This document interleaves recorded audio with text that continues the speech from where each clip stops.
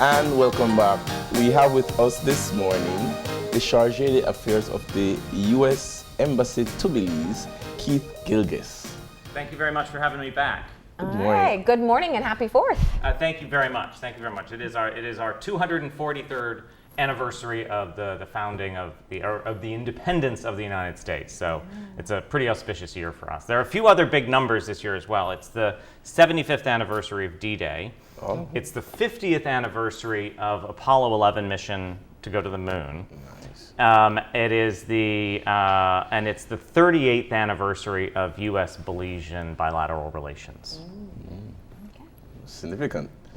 Now, this year, what are the celebrations like in Belize? Are we having, in fact, let me go back a little. What is a traditional celebration for our family? Because I look at this from the standpoint of us having a lot of Americans who are living in Belize and a lot of Belizean Americans who have made America, the United States of America, their home. What are they doing today? Today, so we hosted an event a couple days ago at the Chief of Mission residence to invite our friends and partners over to celebrate officially with us. Today's really a day more for friends and family to get together. So it is a holiday for Americans. So the embassy is closed today. Folks have an opportunity to get together, and with all holidays, it really is a time to celebrate with your friends and family. Have a barbecue, eat some apple pie, have a hamburger. I'm wearing jeans today, which is rare for me, but it really is an opportunity to do that kind of thing. So some fireworks, whatever folks want to do to celebrate. A lot of red, white, and blue. Yeah. Well, thank you for being here on your holiday. Absolutely, Yeah. it's a pleasure to be here. I think it's a great time to be able to have a conversation, not just about U.S.-Belize relations.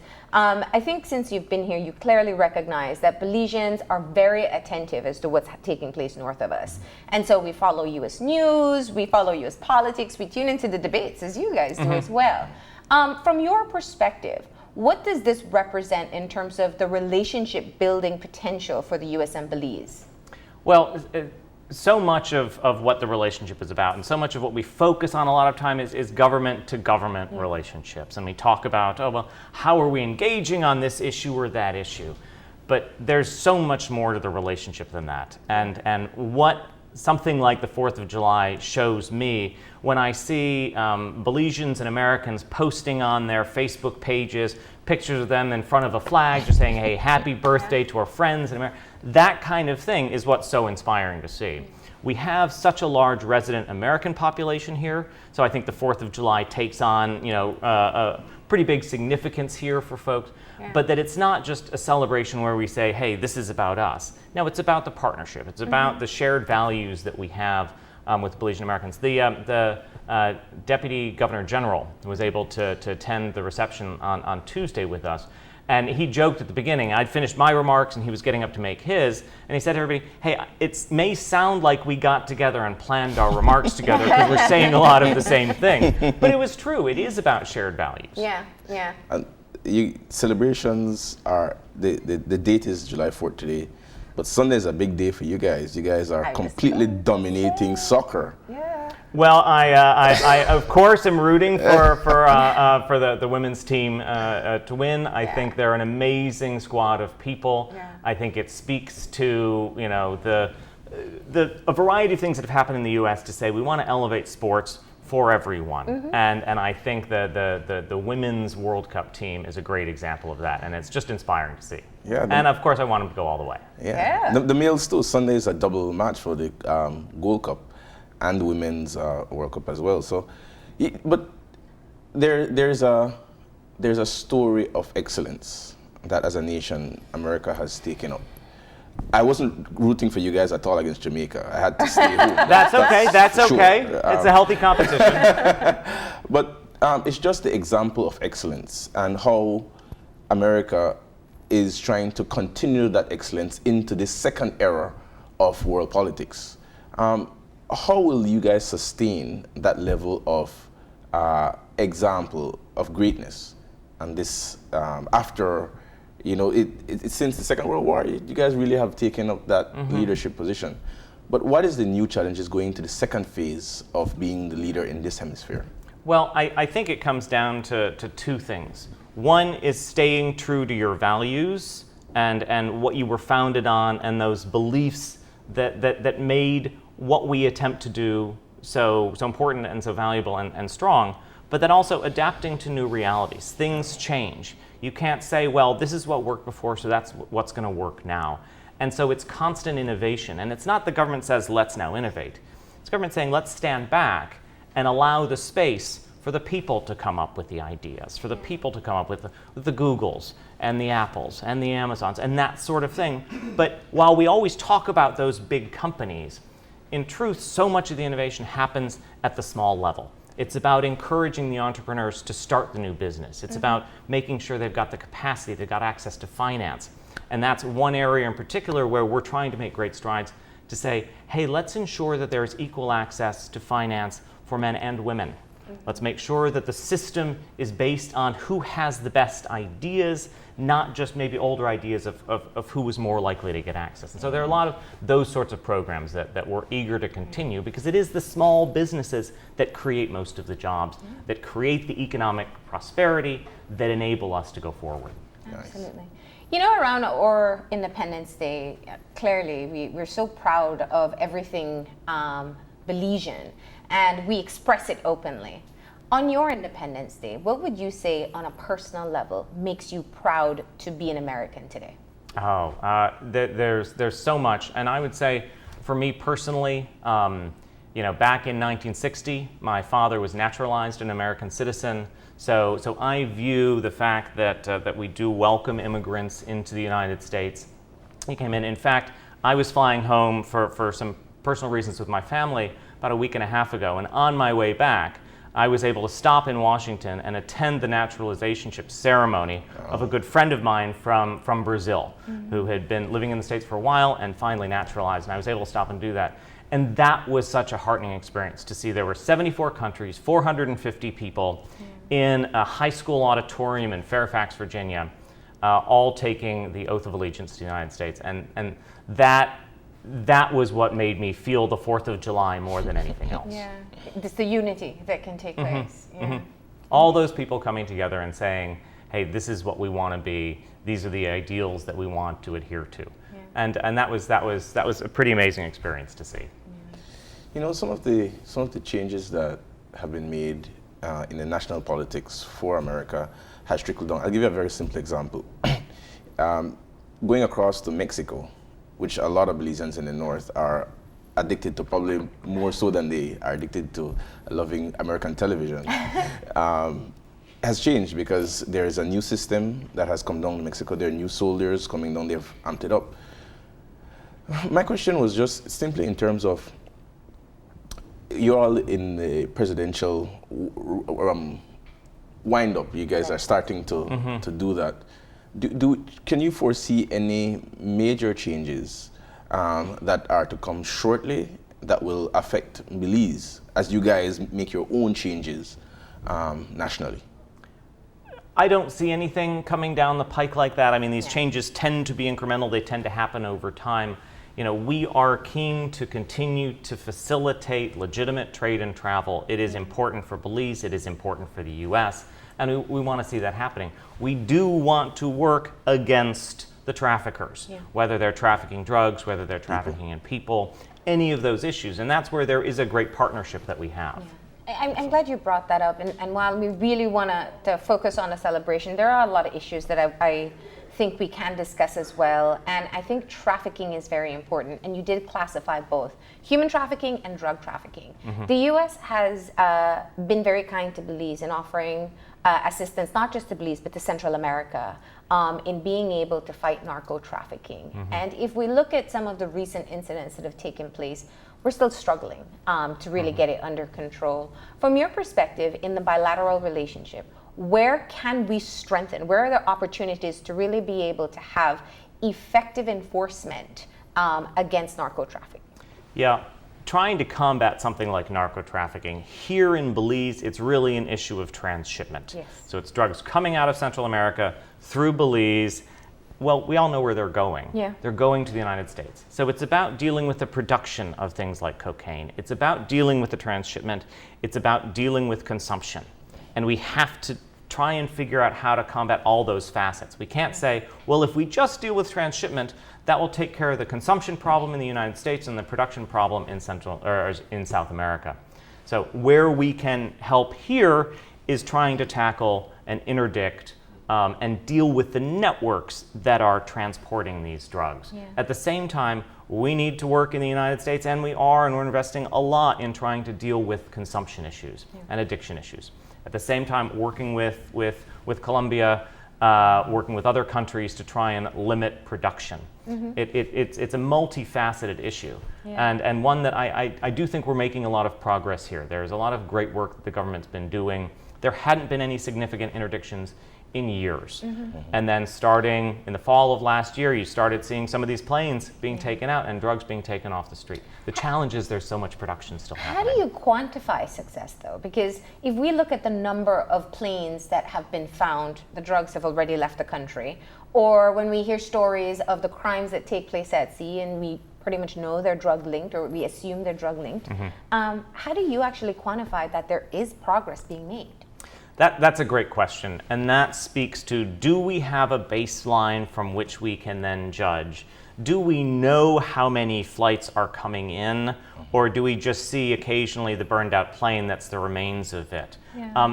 We are working on a variety of fronts to try and make sure that we've got a good understanding of what the baseline is, and then how can we work to combat that. At the end of the day, we are not going to interdict our way out of a drug epidemic. It's going to be going after the networks, not just the kingpins at the top of it, but the entire network of people that are involved in this. It is, like I said, going after the production to reduce it, and also providing opportunities for those farmers that are producing coca to, in fact, make more money doing something else. And then in the United States, it's dealing with consumption. It's dealing with the addiction issues there. That's something we also have to work on. Trying to quantify that is tough. Trying to say, hey, we can measure activity, but is activity the outcome? Because you don't want to just say, hey, I trained 30 people. Okay, that's great that you trained 30 people to do something, but what did those folks then do with that training that had an impact? And trying to measure that impact is a challenge for any program that we have, something that we constantly make an effort to do. But even if we can't always, rigidly quantify exactly the impact of everything, it doesn't mean we don't want to continue doing it as we find better ways to measure.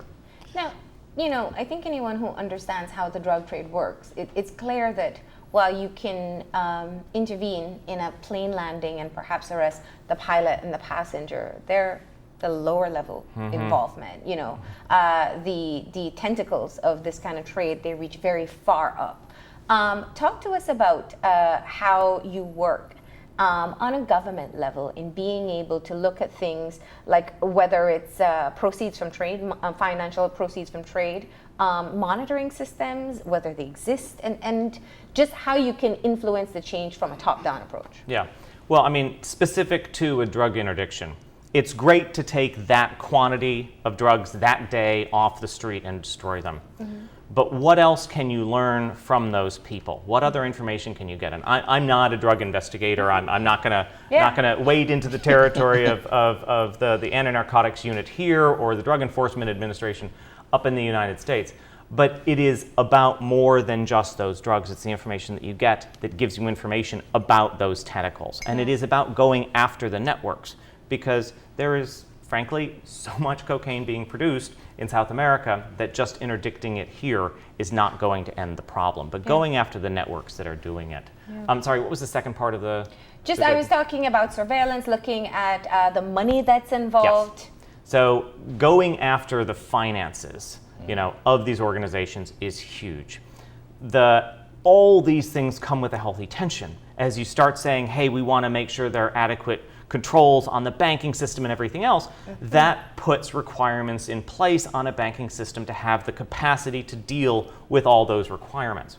So that's an area where we have provided also technical assistance through Treasury to the central bank to say, hey, if you want to use our financial system, there are going to be certain regulations and certain programs you have to have in place to make sure that bad money isn't going through your system. And we're helping to provide technical assistance to the central bank so that they are better able to do that. It is a burden on any financial system And when you're a smaller country like Belize, Yes. it's a tougher burden. Yeah. Your central bank doesn't have thousands of people working in it. They're good people, they're smart people. But it's still it's a as they say in economics, it's an economy of scale, and it is tougher. So we're working on that. But it's finding that right tension between the two. Now, I just want to switch a little off the narco stuff into just the level of concern that the U.S. Embassy has for the increase in crime. We've seen where it has directly affected U.S. national, and to the point where America has sent down its big guys to say, in effect, we know that you guys can handle stuff, but we're going to make sure that there's an added attention to this one. The relationship, as we've talked about, between American citizens and Belizeans and the country of Belize is a constant one. And so the issue of crime does affect not only America from the standpoint of making sure that everything is well as a big brother, but also to make sure that its citizens, when they're here, are safe. Is there a level of concern for the direction that it seems that crime is going in Belize? Well, let me start by offering my condolences on behalf of the entire mission and the American people to Dr. Swank's family and friends and the entire community in Roanoke, Virginia, which was affected by his murder. Obviously, the safety and security of American citizens is my top priority here. That is a large part of the reason why I'm here. Yes, bilateral relations too, but you understand in my role, I'm focused on Americans. In terms of the crime in general here, the latest statistics I saw was actually that there were about 66 homicides this year compared with 86 last year. So we're actually seeing a decrease. But that doesn't matter to the family of somebody who's been killed. And the acute impact of that sort of event on tourism, is real, and it's valid, and you can understand why that could be the case. Certainly, we want to continue working, with the authorities, and in the instance of that case, and I really can't comment on the individual particulars of an ongoing investigation, but for us to be involved, we are always invited in. So it needs to be the Belizean authorities saying, hey, could you provide us some assistance? And then we offer that up. We never say we're imposing it upon you in any way, because our folks don't have jurisdiction here. So it's the government saying, can you provide us some assistance in this case? And we are always willing to do that. So the FBI was invited in to assist with this case? Anytime any of our law enforcement folks come here, you have to know that they have to be invited in. And again, I don't want to comment on the specifics of who was or wasn't here with an ongoing investigation. But yes, if our folks are here, we've got some law enforcement capacity resident here, largely our Bureau of Diplomatic Security that does a lot of protection for us. But they also have law enforcement, knowledge and training, and we offer that. As you talked about earlier, the delicate balance that oftentimes is involved in your role, when you look at the protection of American citizens and that being a critical part of you being in country, it's also to build relationships. And we know the travel advisory, being able to put it out and elevate it to the status that it was, also has an impact on our tourism industry, which is at this time our top revenue earner. I believe the Belize Hotel Association said they saw 26% cancellation following immediately after the murder of Dr. Swank. It makes it very challenging for us to be able to continue to thrive. What happens in a case like this when to allow for the travel advisory to be lessened? What needs to happen? So there has been no change in the travel advisory rating that we give Belize, and we encourage all Americans to go to our travel website, and I'm blanking on the website address right now. We can Google it. Yeah, we can Google it later, but look up travel advisories. There are 4 levels. Level 1 is exercise normal precautions. Level 2, exercise increased precautions. Level 3, rethink your travel. Level 4, don't go. Now again, we can't tell people not to go. Absolutely it is not. an advisory. The level here in Belize is level 2. It is exercise increased caution. That has not changed as a result of this individual, of this incident. It is something that clearly has the attention of the government. When an incident like this happens in one of your main hubs for tourism, which is in San Pedro, that's going to have an impact. It's going to have an acute impact, and we can't lessen that in any way. But we clearly do want to work with Belizean law enforcement to improve their capacity, not just to deal with the crime when it happens, but to prevent crime altogether. I have a vested interest in ensuring that is a healthy relationship. As you said, we estimate about 30,000 resident Americans here. You know, and while this is a high-profile case, and while we offer our condolences to the family of Gary Swank, there are too many murders of Belizeans too, and every life matters. Yes. Absolutely. Yes. Speaking of a tier 2 that we can be happy for, recently Belize moved up on the human trafficking ranking from tier 3 to tier 2. And so I just wanted to talk about some of the work that went into being able to show progress in addressing a problem that we really don't talk about enough. Well, it was terrific to see. So we the Trafficking Persons Office back in Washington releases an annual report where it has chapters per country, and it offers a rating of how much the government is doing to combat the problem. It is not an assessment of how much trafficking in person is happening in any one country. And as you mentioned, Belize was elevated from tier 3 to tier 2 watch list, which is an acknowledgement of the progress that the government has made. And I credit Judith El Puche and other folks on the ATIP Council for the work that they've done, particularly on victim services, on victim screening and identification, the fact that they released the National Action Plan on countering trafficking in persons. All those things factor into our ability to send information back to Washington and say, we're on the ground here, this is what we're seeing, this is what's being reported. And the government was very forthcoming this year on saying, here's what we're doing, here's where things are happening on the cases.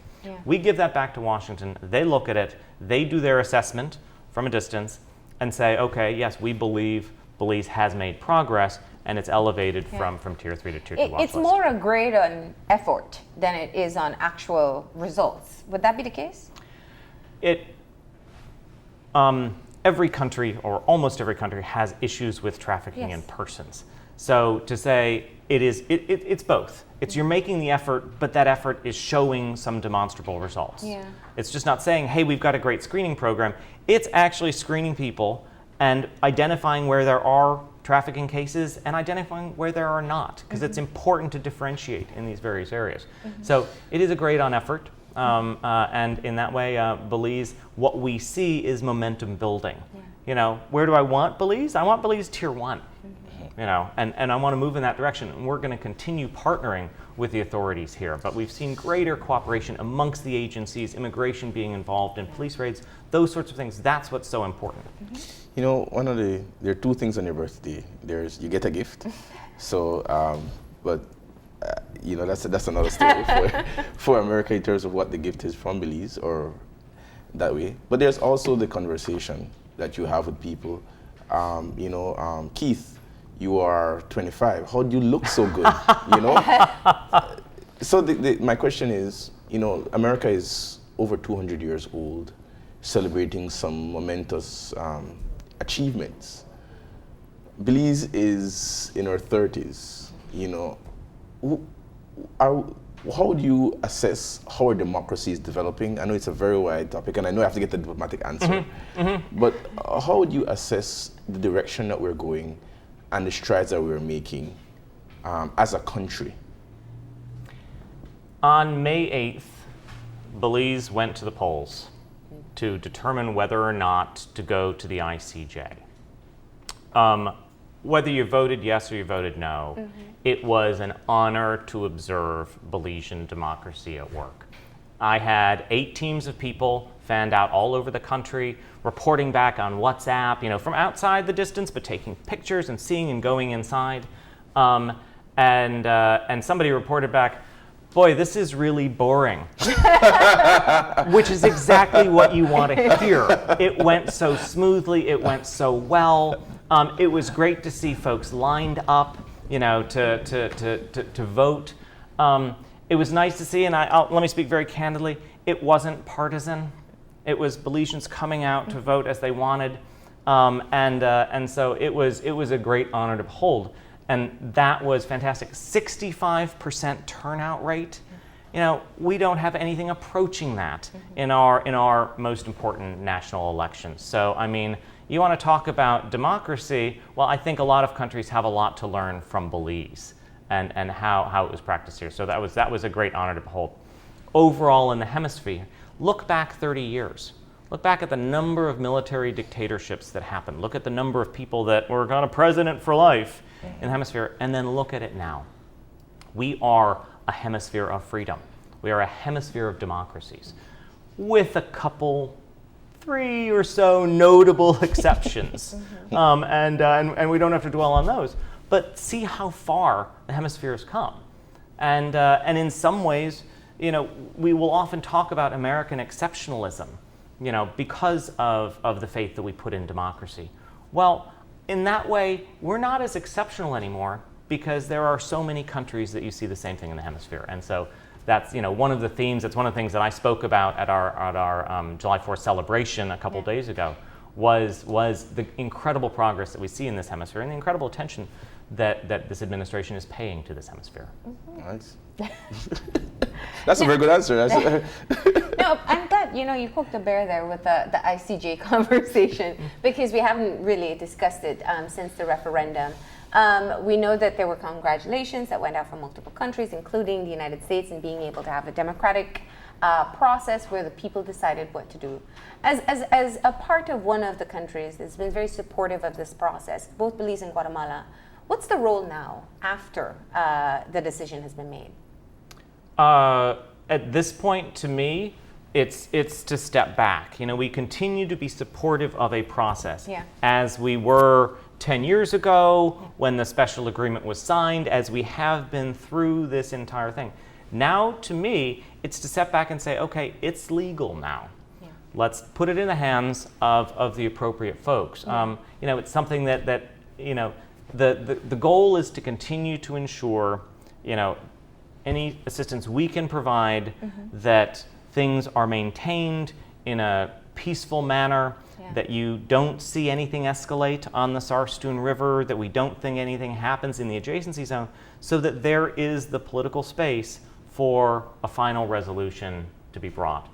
And so that eventually what we see is increased trade, increased engagement across the border between Belize and Guatemala. It's kind of like a self-relief, like, finally then it's no longer our baby.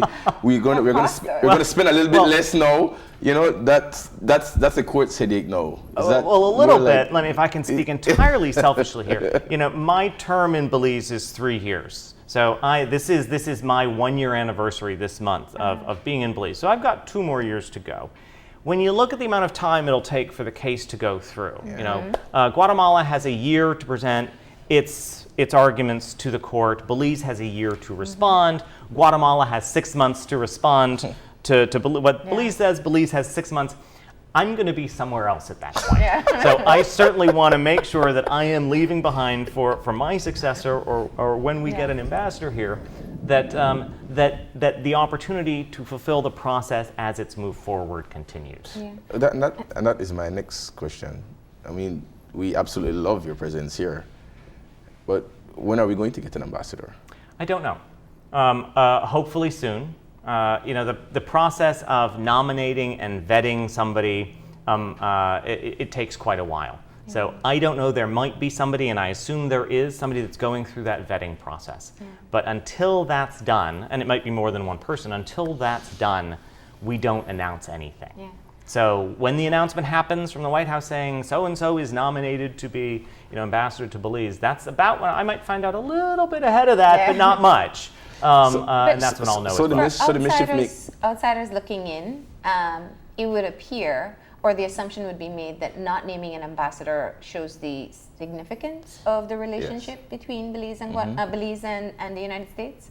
That's not the case. You know, obviously, the Belize is very important to the U.S. It's one of, you know, a couple countries that, as I say, is, you know, a couple borders and one highway away from the U.S. homeland. which is, I think, a large part of the reason why Belize is significant to the U.S. Listen, the process of finding the right number of people, historically, it is taking longer and longer. The process of getting through the Senate is taking longer than it used to. So things are shifting. Again, our systems are in place to say that an individual doesn't define bilateral relations. I inherited my position from I took over from Adrienne Galanek. There's no change in U.S. Belizean bilateral relations just because of who happens to be sitting in this chair on any one day. And so that will continue. And it's really about the relationship and not about the individual. I do look forward to hearing when we get an ambassador. I look forward to inviting them here. We've let them know if somebody who knows they're going to be nominated is watching right now. We've redone the floors in the ambassador's residence. We've cleaned up the garden. So we're eager. The house waiting. Well, the house is ready and waiting. We used it yesterday, or we used it a couple days ago for the 4th of July celebration.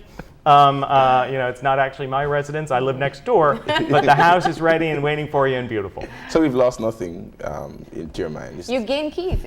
And we want to double up. It's like the telephone company. We want to double up. So my title, I'm Deputy Chief of Mission, so I'm the number 2 person here. So I serve as Chargé d'Affaires. So technically, it's Chargé d'Affaires ad interim. So I'm in charge of the affairs while we await. Ad interim. Somebody joked recently that I should change it to Chargé d'Affaires ad nauseum. But no, we are. Said that, right? we are looking forward to the nomination.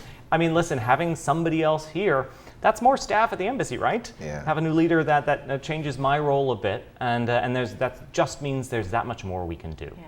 Absolutely. I want to touch on one more topic before we start to wrap it up, because in June, the United States and several other countries celebrated Pride Month.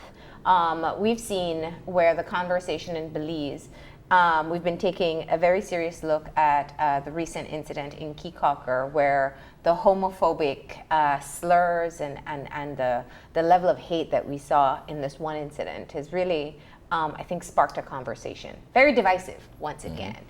From your perspective and understanding the current situation in Belize, the United States has never shied away from showing its support for the LGBT community. Despite religious protests, individual protests, you've nonetheless celebrated Pride. From your perspective, looking at that situation and the overall culture and situation of the LGBT community, what do you say when you see something like that?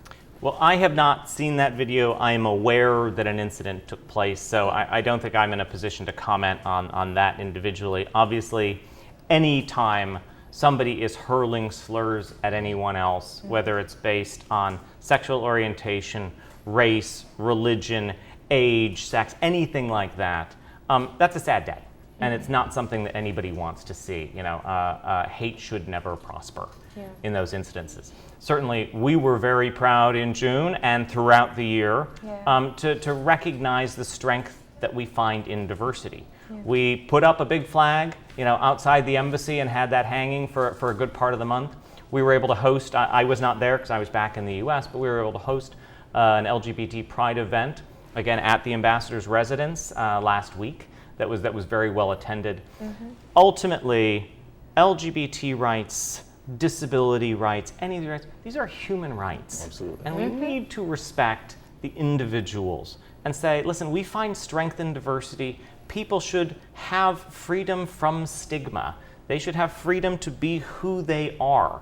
And if somebody, at their worst moments might be inclined to yell some slurs, I'd like to think that the people that were doing that behind the scenes or off camera, they're better than that. And they can be better. Sometimes your passion takes over and the worst aspects of your nature come out. Again, as I said, I haven't seen that individual video, but certainly the U.S. Embassy, the U.S. government, stands behind respect for all individuals. And you do continue to work with the LGBT communities in Belize. Absolutely. They were represented at the Independence Day event we just had. As I said, we had the Pride event that we host every year. We had the flag up on the embassy. But it's not just June. In fact, I believe August is LGBT month here in Belize. And there we are. We've got a picture of it. And so you know, we will certainly look forward to participating in that. Our commitment to the LGBT community remains as strong as ever. Can you end by sharing with us some good news? What can we look forward to, continue to look forward to, and what new can we look forward to? You know, we always want to make sure, it's so easy to focus on the crisis that's happening and the fire that's going on now, but there are incredible opportunities. And one of the opportunities we have coming up is, we call it the Youth Leaders of the Americas Initiative. And it's focused on entrepreneurship. And it's a great program. We'll select 4 or 5 young entrepreneurs from Belize and send them to the States for a 6-week program, mentoring, or partnering them with an American entrepreneur in the same field. They get to experience, okay, how is it working there? And then bring those ideas back. It's that sort of people-to-people entrepreneurship that makes such a difference. And we build up this set of alumni that have been to the US, that have experienced that. Those alumni can then say, hey, we want to invite our mentors down to spend some time here in Belize. That's the kind of project that, I'm lucky enough that I often get to go meet these folks or welcome them for a reception or an event, but that's what makes this job so much fun, is getting to do that kind of thing, because you see, particularly young people starting their own business, they got a sparkle in their eye. They've got a drive that is just, it's energizing for those of us that are a little bit older, a little bit older. I can't believe that I'm older than the moon landing, right? So that's your bright spot, the work with entrepreneurship and helping to build mentorship relationships beyond borders. There are lots of bright spots. I have an amazing job that I get to do this, that I get to work on U.S.-Belizean relations. We are such good friends. There are so many things to work on. That's just one bright spot that I wanted to highlight this morning. Wow. Well, thank you for coming in. As we said, we know it's a holiday for you, so there's extra effort made to be here this morning. Well, thank you and let me just, you did mention gifts earlier, so let me just offer you a couple gifts from the embassy on the 4th of July. Yes. And so if you ever need another coffee mug to have on air. I always need coffee mugs. Yeah. Excellent. Well, thank you very much for having me on. Thank you as well, and do enjoy the rest of your Independence Day as well to the rest of your staff. Thank you. Thank you very much. We're going to go ahead and take a break. When we come back, we'll be talking about mental health and the anniversary of the Welcome Resource Center. So please stay tuned.